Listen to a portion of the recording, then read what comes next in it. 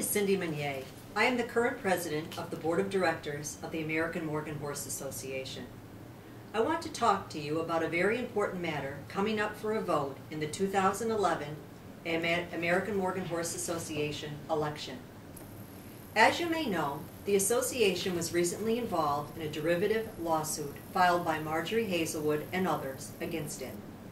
In July 2010, a settlement was reached in that lawsuit.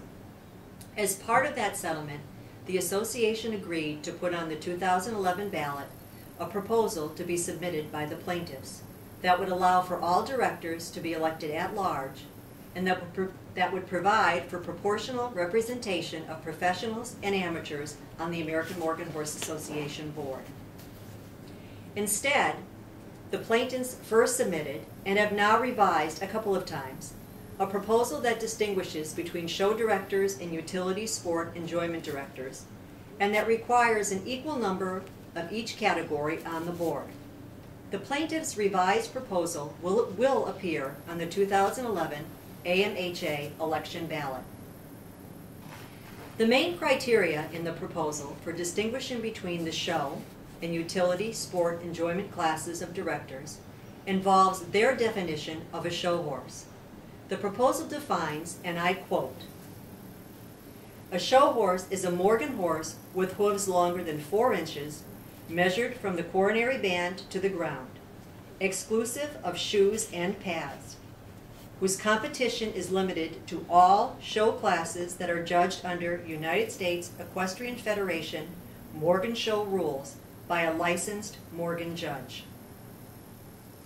Show nominees for directors are defined as those who have earned $1,000 or more in the previous 12 months before their nomination from owning, training, or showing a show horse, or for providing breeding services or any other service or goods related to the competition of show horses.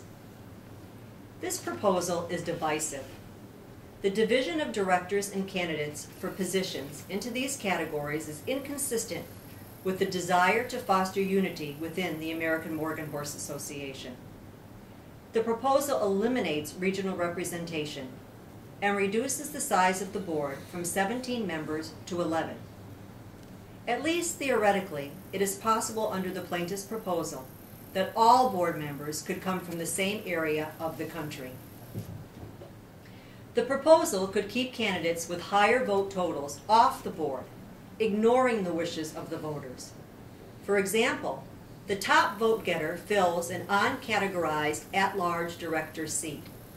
If the next 10 top vote getters are all from the same category, only numbers 2 through 6 get elected, and number 12 gets elected ahead of numbers 7 through 11, because the proposal calls for the election of the top 5 vote getters from each category of candidates.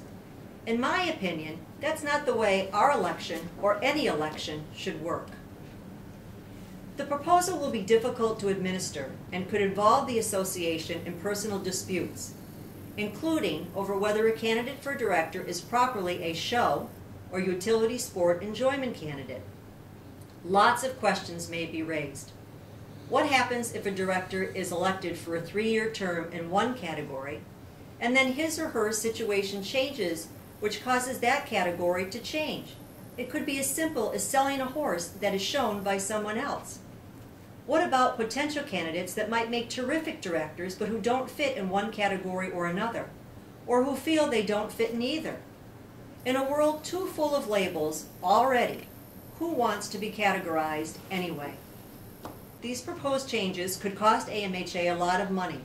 Forms, software, election procedures, and other features of doing business would have to be changed. Disputes over categories may involve the association, whether the association wants to be involved or not. And as we've learned from the Hazelwood litigation itself, disputes can be very expensive. If these changes were good ones, if they had benefits, the cost would be worth it. But these proposals don't have any benefits that are worth the cost.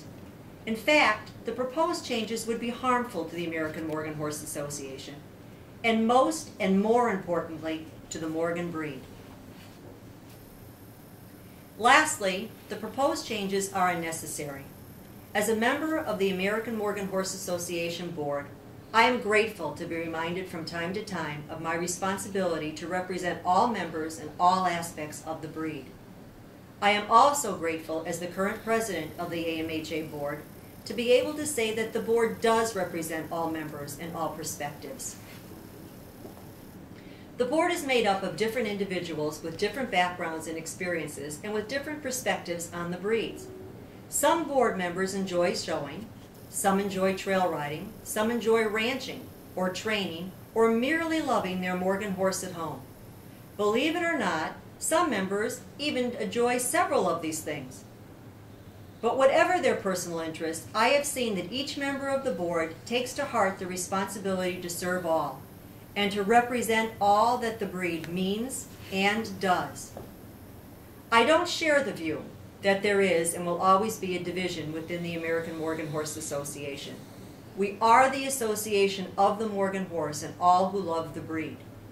Even if there were a division between members and their interest, our goal should be to unify, not to further divide horses and their owners by lawyer language and artificial categories. I urge you to vote no on the plaintiff's proposal, which will be included in its revised form as item number 3 on your ballot in the February 2011 election. Each member of the American Morgan Horse Association Board and the entire staff urge the same. Please vote no on item 3. If you would like more information, please contact your regional director or any director at large.